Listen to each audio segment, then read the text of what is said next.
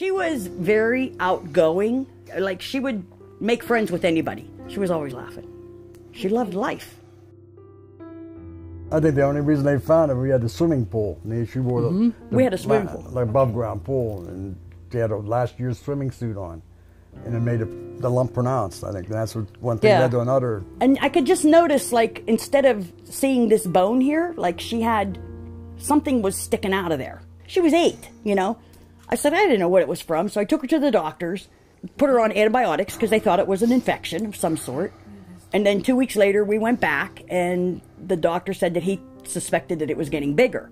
So he made us go for a chest x-ray. They called us and, you know, called us back in and everything, and Dr. Pickavage came in and said, you know, is she having any trouble breathing? And I said, no. I didn't know what to think. I knew something was wrong, but never would have suspected cancer.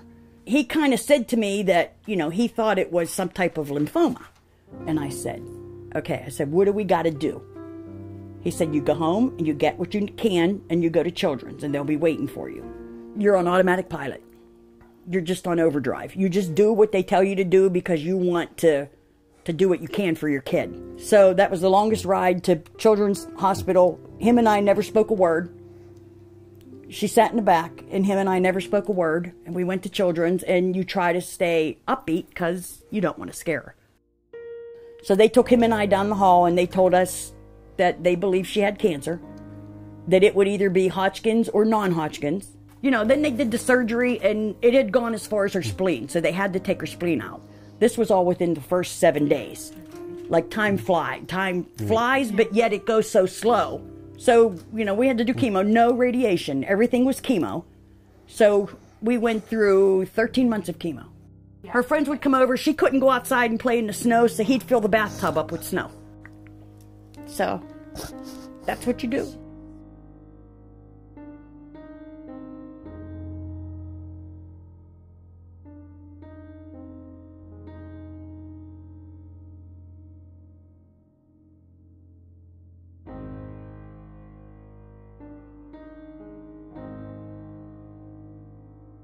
You never feel safe. Every time something come up after that, every time something would come up, you would think, you know, is it another cancer? Is it another cancer? Everything was fine. They bought a house out in Seven Fields. You know, life was good. And then I get this call one night at 10:30 at night, and it was her husband. And he said, you know, they had to call an ambulance. He said, we think Amy had a stroke. And they did the CT, and the bleed was so bad, they life-flighted her to Presby, to UPMC.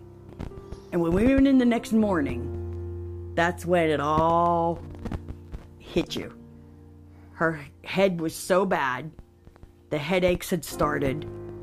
She was awake, but she didn't really understand what was going on around her. She was totally different. She was just about to the point where she would look at me, she wouldn't know who we were. It was the brain had swelled so much overnight. So they took her up for surgery that next morning. We were all there. They went in. They found the tumor. It was in between the 2 lobes of the brain. They thought that they got everything. They felt that they got everything. They were able to clean up all the blood that was in there too, like pressing against her brain. Once they did the brain surgery, 2 days she was home.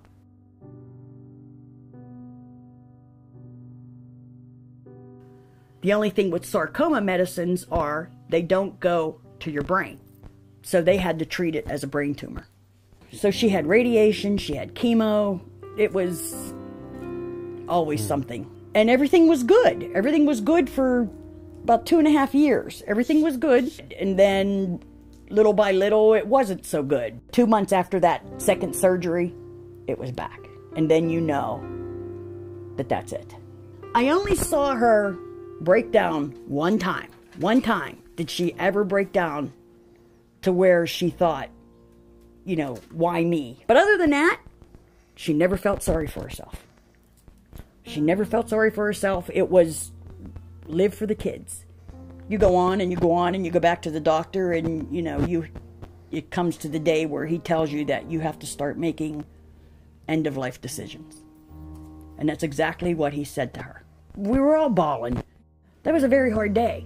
But the hardest thing for her was agreeing to get the hospice, because she knew in her mind hospice meant the end. So that was very hard. She was 36.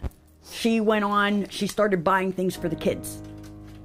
She bought them the pillow pets, and then she got each of them a blanket. And Ryan's says, "Love you more," because that was what they would go back and forth. "Love you more, love you more, love you more." And Riley says, "Love you to the moon and back." She told me the one day, because we were sitting at the table and, of course we were crying because she knew, the end was coming. And she said, "But you know what I feel bad for?" She said, "I feel bad for you guys." She said, "I have it easy. I'm not going to be here.